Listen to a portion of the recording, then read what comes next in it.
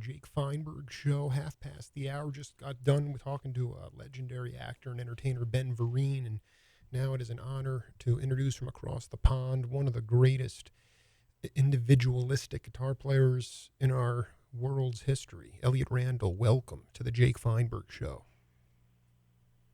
Well, howdy. Hi, Jake. Hi, everybody. How you doing, man? Doing very well, thanks. You know, Elliott, I wanted to ask you, did you start out playing jazz on the guitar? Funny you should ask. I'm actually working on trying to put together some new autobiographical material in terms of from whence I've come, guitar-wise. And I would have to say that before I actually picked up the guitar at age 9, I was listening to folk songs. People like the Kingston Trio. You know, I guess it was folk pop at the time. This would be the Serendipity, 50s, I suppose. The Serendipity Singers and people. Sorry.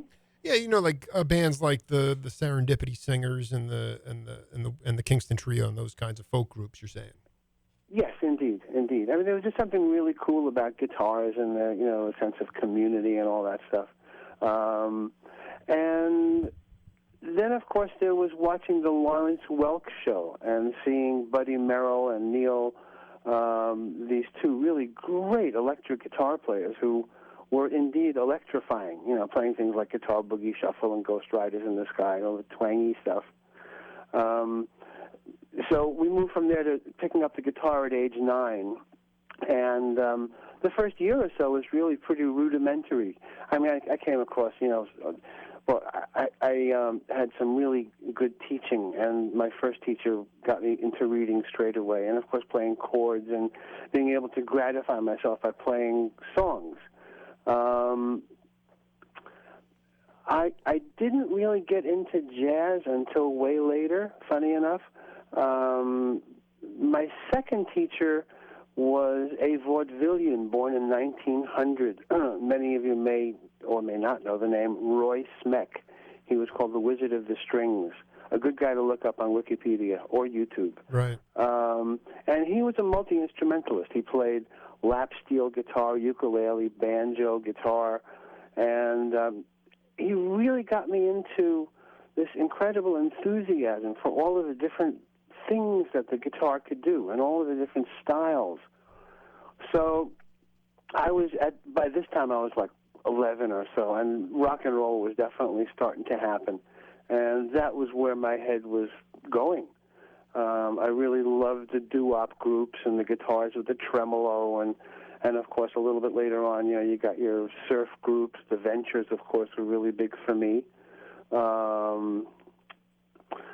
And well, let me just.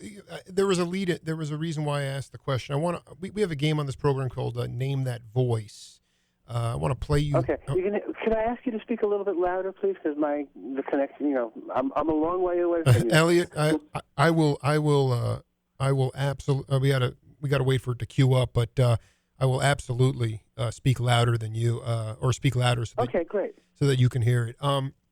But there was a reason why I wanted to preempt it, because a lot of you came up in this scene with several other guys that I've interviewed, and everybody kind of took their own route.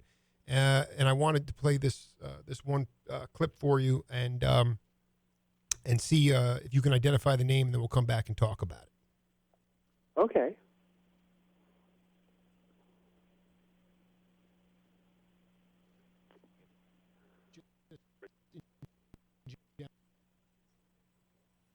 Okay, so we're still working on that track. No problem. Did you play in an organ trio at all? In any type of organ trio?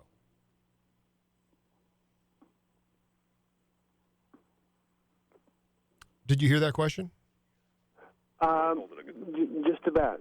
I heard something about organ trio. Yeah. Did you ever play in an organ trio, like early on before you became a leader on your own? Generally, they were quartets, but I did a lot of stuff with guys who were serious Hammond players, a la Jimmy Smith. So and Jimmy Smith is one of my all-time heroes. Yeah, that's what. So he who was somebody did that I you? listened to a lot, and in fact, I think that some people will find that I've co-opted some of his ideas in terms of my own style and soloing. We have the audio ready. We're here. Let's take a listen. We'll come back. Okay. Great. Right from going from playing organ trio music, which had nothing to do with that at all. I mean, it was mostly just swing music, jazz and some blues, and occasionally we'd play an Aretha Franklin tune or something, just something a little more popish. But overall, it was a stone jazz gig, and but swinging. I mean, you had to play with good time. I think that was my big lesson from that was, like if your rhythm's not good, you could play some wrong notes and some funny sounding stuff, but if your time wasn't good, you'd lose the gig. You have any idea who that is?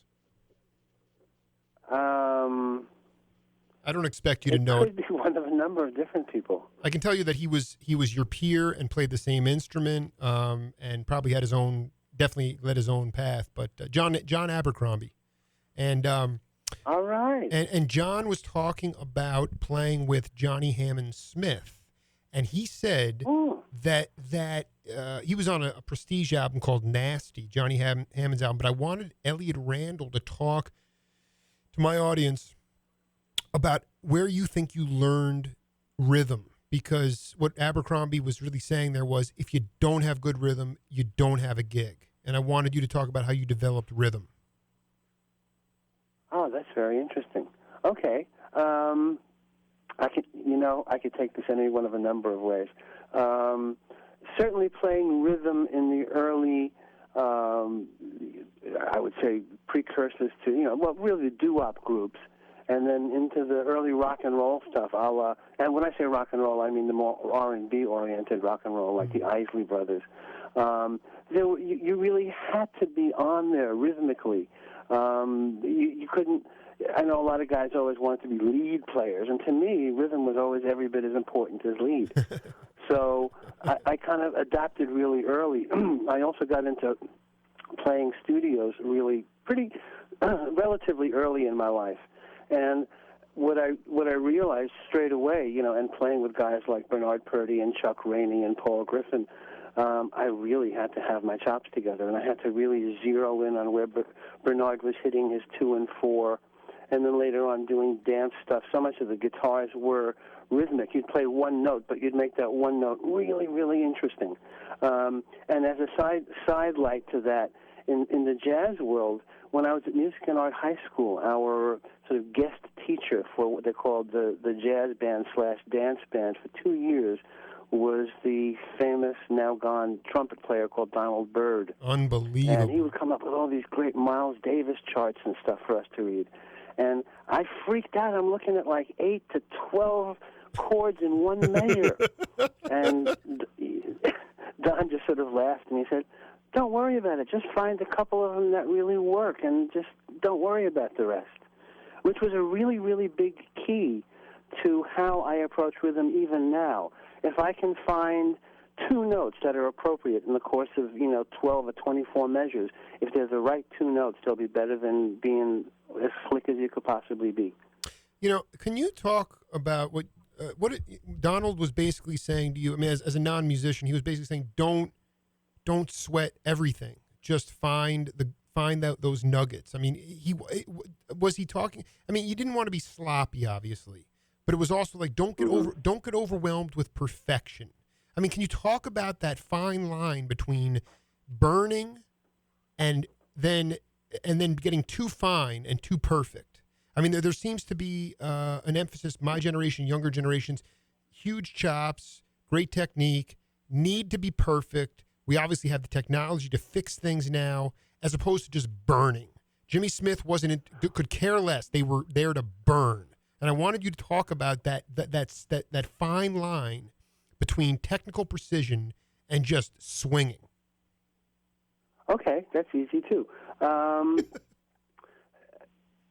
I'm very opinionated in this regard, and to me, it's really all about feeling. And if you get a really, really great performance, then it's great, pimples, blemishes, and all. To me, it's all about the feeling. I listen to people who try to be perfect, as it were, and I don't get it. Right. I mean, I understand where people say, hey, look how perfect that is. You know, but to me, that isn't it. It's about the feeling. And, you know, no human being is perfect. No set of interactions is perfect. No couple is perfect. No audience is perfect. No band is perfect. And it's the humanness and the performance that comes straight out of your heart. And I mean that when you're making a record as well. You know, yeah, you can do all the editing in the world. You know, I've got a fancy Pro Tool system here, and if I want to change a note here or there, I can do it. Why? You know, this is what I just played. I hope you enjoy it. You still there? Does that make sense? Well, no, yeah, no. I mean, I think it's fantastic. I'm curious. I mean, I'm not sure how much teaching you do, but why do you think we have kind of gotten away from the idea of it's that's what you played.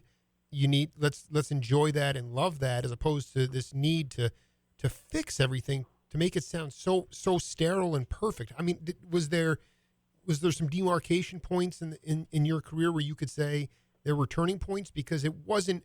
I mean, you listen to some Charlie Parker records. They made a mistake on the record. It's in the record. You know, it's there, but the feeling is there too. Well, exactly, and that's sort of my point. The beauty of it is that it has those human statements in them. You know, it's whoops, I played a wrong note. Big deal. You know, it was in search of the lost whatever. There was a reality to it. It didn't need to be airbrushed. Right. And right. You know, in terms of the newer technologies allowing people to airbrush things, my goodness, it's frightening. You know, as a record producer, I see all sorts of different genres of music being produced. And I'm happy to say that I'm not one of those guys who uses auto-tune or who uses, you know, anything other than a real performance, real people sitting down in a studio and interacting. It's that interactive process. And so much of what people listen to today, not just pop, not just the mainstream media, you know, what they put out as music to keep you dumb by, but even a lot of the more sophisticated records, since the technology is there, people are using it. They don't need to, but it's a choice. Talking to Elliott Randall here, who's clearly can articulate this stuff, but is a phenomenal player, and want to play a piece of music here for you. It's just one of my favorite tunes, and we'll come back and break it down. Okay? Cool.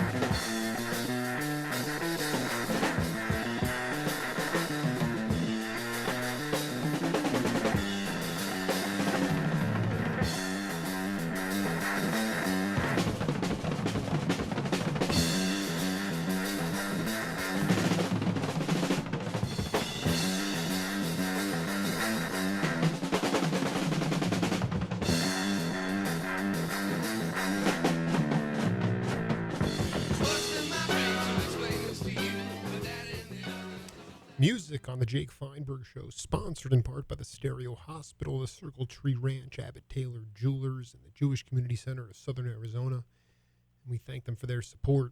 All right, Mr. Randall, what do you got for us, brother? Well, I got to tell you, that made me smile. Like 1970, one of the first 3 records that came out of Jimi Hendrix's Electric Lady Studios, and it was my band Randalls Island. And funny enough, the way circles come about, when we first started touring Europe back in 70, 71, people were telling us, geez, you guys remind us of this group, the Bonzo Doodah Dog Band. And we went, who? What? And we really didn't think very much of it until about a year ago I met Neil Innes, who was indeed Mr. Bonzo Doodah Dog Band. And I realized then why people compared the two bands. We were both very much into pushing the envelope musically, into having a real social message, having to do with the state of the state, which in 1970 wasn't particularly great either. And we also realized that if you're going to give people sort of the bad news about, your oceans and get shrinking and blah, blah, blah, without necessarily getting into it, you got to do it with comedy. Otherwise, they'll kill you. So that's why our bands are similar. Neil and I now have a new group, and we're getting ready to tour the UK. Wow. At our sort of older and wiser ages. I'm expecting it should be a lot of fun. I got to be honest. I mean, I'm obsessed with Randalls Island. It predates. I was born in '78. I actually love I didn't realize there were two LPs. But can you talk about how you? I mean, the greatest thing about this, the call and response between you and the drummer.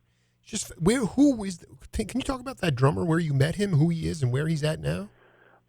Well, there was a whole little clique of us who, in our late teens and early 20s, used to play with this thing called the George Andrews Big Band. And it was somewhere between a rehearsal band, which we would all just go in and do for nothing because we had a lot of fun. It had loads of horn players. And there were 2 drummers. One of them was Alan Herman, who you were just listening to on Randalls Island. Alan was actually Joe Morello's protege, and the other drummer was Steve Gadd. Horn players, we had the Brecker brothers, Louis Soloff. This whole it was this wonderful brotherhood of young up and coming players, and Alan and I played together as much as we could. He went off to join 10 Wheel Drive with Genya Raven. And then when I put Randalls Island together, some stuff was going on within 10 Wheel Drive, and I was able to get both Alan and Bob Piazza, the bass player, who came away from that group and joined me. I mean, you were just and Gary King on bass, right? I'm sorry, Was Gary King on bass? No, Gary King is only on the second album. Yeah, that's my favorite album. That's is a guy called Bob Piazza. Bob Piazza. All I can tell you is he was a funny guy, but he wound up somehow disappearing. None of us have ever heard from him again. Everybody else, Gary passed away sadly, but all the rest of us are still in constant contact with each other. Whether it's telephone, Skype, email. Oh, I love it. These are the bands. This to me was a force for, like you said, for shifting consciousness. And I did want to ask you about your use of psychedelics and how it, if you did, how it expanded your consciousness and how it affected your ability to play within a group of up and coming young listeners. I caught the last half of the question, not the first, though. Could you do that again? Sure. What was your experience with psychedelic drugs? How did it expand your consciousness, and how did it expand your ability to communicate musically? That's a really good question. I think that it did me really well. I had a few frightening LSD trips as well. Of course, yeah. But it certainly did expand my consciousness. It got me into understanding a lot more about avant-garde music before actually getting into that particular drug. Free jazz and stuff never really got me going. I could appreciate the technique involved, in some of the players, but that was about as far as I got. And then somehow the experience really did broaden my horizons in terms of, listening to anything and anyone and not having preconceived notions of what it was supposed to be. There was no set of rules that the music had to fill. It just had to be compelling, and compelling could be any one of a number of things. It could be harmonically, it could be melodically, it could be very dissonant, it could be very sweet, it could be really fast, really slow, and I can't say that I did it over a huge period of time. I started in 1967 and probably carried through until somewhere in the early mid-'70s. And never really I wasn't one of the Grateful Dead kind of guys. I wasn't on acid all the time. I was just every now and again, if the vibe felt right. Right. No, I mean, I'm just curious about specifically, when you say free jazz, can you point to a specific person or some type of avant-garde music that specifically resonated with you when you were on acid? Well, Jimi Hendrix was really quite into finding the lost whatever. He and I, and particularly the times where we jammed, just the two of us. There were no rules. There were no anything other than let's just play. Sometimes let's get high and play, whatever. But it was just really, he was one of the people who I think really opened my eyes to that you can take anything anywhere, and the fact that we were playing electric guitars gave us an additional edge in that they were electric, that we could use them as though they were synthesizers, even though the kinds of oscillations were different and harder to control. They were just more challenging. And there's a tune on a now defunct record called Elliott Randall's Guitar Archives, Volume 1. I think it's available on Bandcamp. Got a tune on it called Mushroom Jam, and the tune is about 11 or 12 minutes long. And that's just what we did. We took psilocybin mushrooms, went into the studio, and played. And it's a really far-out experience. If you're into getting into that psychedelic head, it's the perfect piece of music for you. I got to check that out. Does that session? Do you remember? Did you walk out of there and did you remember anything that you played or until you listened to playback? Do you have any memories of it? And when you listen, to me, that is the transcendent experience. I know you can have transcendent moments without drugs, believe me, especially in the musical context. Funny you should say that too, because I like to think that I go for the transcendent experience every time. That's right. So you could say that headset of first looking for that transcendent experience might have come from psychedelics. And it certainly is a huge piece of what I do today. When I do a solo for somebody, if somebody wants me to read notes, I'm happy to do that. But when somebody says, Elliott, take a solo, play from your heart, I have no idea what I'm playing. I might conceive of, okay, this would be a really good intro, or this is a good way to go out. But it's supposed to come through me rather than from me, is my own philosophy. So I hope that's helpful. Oh no! This is the crux of the Jake Feinberg Show. Are you saying that potentially because of your psychedelic use, it opened a gateway to understanding how to have the music go through you and transcend, and that if you didn't, that maybe you wouldn't have registered as much? Quite possibly. Yeah. I can only speak for myself, and different people sort of see the experience differently. I know that there are a lot of musicians who sort of take what they do very, very seriously. I take what I do seriously only on the level that when I'm called upon to be a producer, obviously I got to know what it is that's going on all around me. But as a guitar player, as I said, I can either be called in to do straight-ahead stuff that people have already, decided that they know what they want, or they're calling upon me for my creativity. Those are the kind of experiences that I always look for. That's the kind of bands that I want to play with. It's the kind of recordings that I want to make. It's the way I do a lot. I do a fair amount of teaching, lecturing, workshops at various universities, particularly here in the UK. And the whole idea is, finding that special spark. What can we do that's really different? Nothing proscribed. So, and that's, that to me, a solo is that, when somebody says play, I'm like, oh, what shall I play? Well, I want to have a good time with it. Right. No, your generation is just, it's consistent. Doesn't matter who I talk to. It is about individuality at all costs, and coming through the music coming through you.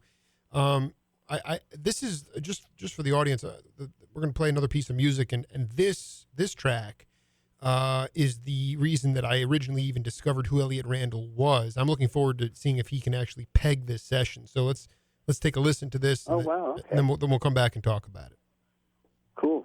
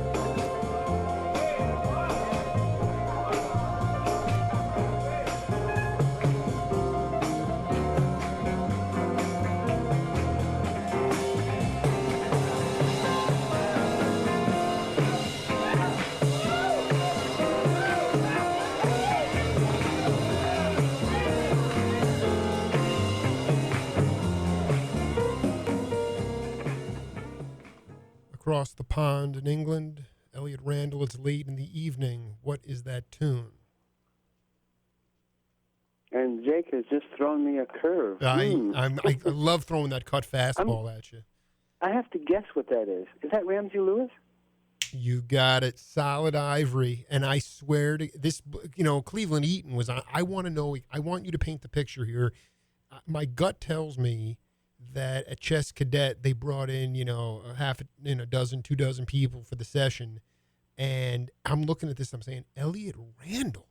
And okay, you want the inside gossip then? Well, I got to, I want the... I think I did this in the early, I would guess about 73, 74. 75, yeah. 75, okay, close enough. There was a lovely producer, a gentleman called Esmond Edwards, who was out of the Chicago circuit, and he did a lot of work with Chess Records, which I believe this album is on. Mm-hmm. So he used to call me, and Chess had this back catalog of stuff that they wanted to release, but it wasn't quite ready. I wound up, doing some Chuck Berry records. I wound up ghosting for Bo Diddley on some of their stuff. And this Ramsey Lewis record, which I've always loved and is very, very special. It was basically, here it is. It's almost finished. Could you just give us an overdub? And if I'm not mistaken, that was probably the first, another one of those first take guys. So you're... The feeling was already there. I mean, it was just like, well, what do I play on top of this? And it just came out. Yeah, I was going to say, because it does make sense that it was an overdub, because I part of me feels like your guitar didn't even come in as much as loud as it should have. So I kind of got the impression that that you were all just in the studio, and they did this at Fantasy Records sometimes. If they had a Joe Williams session, they'd bring in like 24 people just to have a kind of an ambiance or a crowd. Yeah, sure. But this is, I just couldn't believe that you were, here you were in the Midwest. Eventually, I mean, you were already on the West Coast. But just to play with I interviewed Ramsey a couple years ago, and you've had quite an opportunity to play with a lot of people, and then you've had cats come to you and ask you, like John Belushi asked you to be the musical director for the Blues Brothers, and Jeff Porcaro, they wanted you to be in Toto, and it's like, yeah. I mean, funny enough, Toto, of all of the things that I've turned down, I would say the only thing that I'm regretful of is Toto. Can you talk to people I'm about... still really good friends with Donald and Walter. I'm literally now, as we speak, I'm about 2 weeks away from finishing up a record that John Belushi and I started in 1980. Well, we're going to have to get you back on when that thing comes out. Back in those days, we were really, really crazy. And when John asked me to be, actually he asked me to be the musical director of the Blues Brothers, and I politely declined. I said, I have a horrible feeling that if I said that at least one of the two of us is going to die. Right. Sure sadly, enough. It was true. Well, okay, so I'd like you to talk to the audience here. A lot of people just, really just wanting one break they just want one opportunity to break through. And I'd like you to talk to people about, being in a situation where heavy cats are approaching you for things. What makes you accept something, and how do you decide what you take and what you don't? Give me the last part of the question again, Jake, please. How do you decide what you take, what gigs you take, and what gigs you turn down? Because a lot of average cats would look at this and say, this guy's insane. Why would he turn this down? How do you decide that stuff? Well, how I decide it is how a 68-year-old guy with a lot of experience decides it. If I were a 19-year-old and a gig came along, I would say, unless they're really, really giving it to you up the backside, just take it and get the experience. The difference between now and then is that then we had all the opportunities in the world to apprentice. And by apprenticing, I mean playing, cheap gigs, but the gigs were there and they were plentiful. And I remember by the time I was like 18, 19, 17 even, I was playing in places like the Peppermint Lounge and the Wagon Wheel, and I was making $125 a week, which for 1964 or 5, whatever, that was pretty decent money. We played 6 nights a week. We played 6 sets a night. Granted, we were doing cover tunes, but the stuff that we were covering was great. That's it was right. Wilson Pickett, Otis Redding, Jimmy Smith, really great stuff. So, we were able to hone our skills. We were also able to hone our skills in terms of being able to address an audience, whether you were in a small club or in a slightly larger auditorium. There are people there, and you're learning that they actually enjoy being communicated with on one level or another, rather than some of the guys who turn their back on the audience. It doesn't endear them. But if you can make the lip of the stage disappear, if you can all be sitting in one great big living room, then boy, have you done your job right. So anyway, that's the philosophy. Today, sadly, there's nowhere near the amount of opportunities for young people to hone those skills. Well, there's and they have to figure out, well, is it really, really worth doing this pay-to-play thing? Do I busk on the streets? What do I do? I know. And my own answer, and again, from the lectures and stuff that I do up in the universities, is, I say think out of the box. Rather than, giving some greedy club owner, what he doesn't deserve, why don't you look at renting a town hall or, some little place that holds, 400 people, whatever. Get 2 or 3, 4 different bands together. And, here in England they do this thing called sale and return on beverages. So you can actually buy a ton of beer and wine, not the hard stuff. And if it doesn't sell, you can literally just return it to the vendor and get your money back. So, you're selling beer and wine. You're selling merchandise. I totally believe in that merchandise is a great way to supplement your income. And by that I mean as much music as you can, without breaking the bank, like CDs. Or, in some cases there's shirts and caps and stuff, but it's the music that really is going to keep people's attention. So there's that, hiring a hall thing. There's, and again, all of Midwestern America, it's farmland for days. How many people, have musicians have parents who are farmers? Well, even if it's one in however many thousand across the Midwest, that's a lot of different little farms. You could put together, when I say a little mini Woodstock, I don't mean it in any grand sense of the word at all, but, certainly, again, 4 or 5 bands, and with the same circumstances, selling merch, selling whatever you can legally. And the other nice thing is it cross-pollinates. One band's fans, when you're at a festival, it's not like you're coming and you're just going. So you're going to be there for the entire day. So you're going to hear some other music, and some of it really might compel you. You might decide to become a fan of another band or two, which is great. Can you talk a little bit about, I just got on the phone with Ben Vereen, and he's talking about Sammy Davis Jr., Betty Carter. There was a time when if you were an artist, musician, you were held in the same light as doctors and lawyers. How have we gone from a just a culture, you step back, where you were getting $150 a week playing the lounge or whatever, and you could get by. How did we get from valuing a musician as a profession, as opposed to just it's art, therefore it's free? How did we get to that point? Well, I think it's how did we all as a society get to that point, really? Right. Where music has become so, I dare say, undervalued.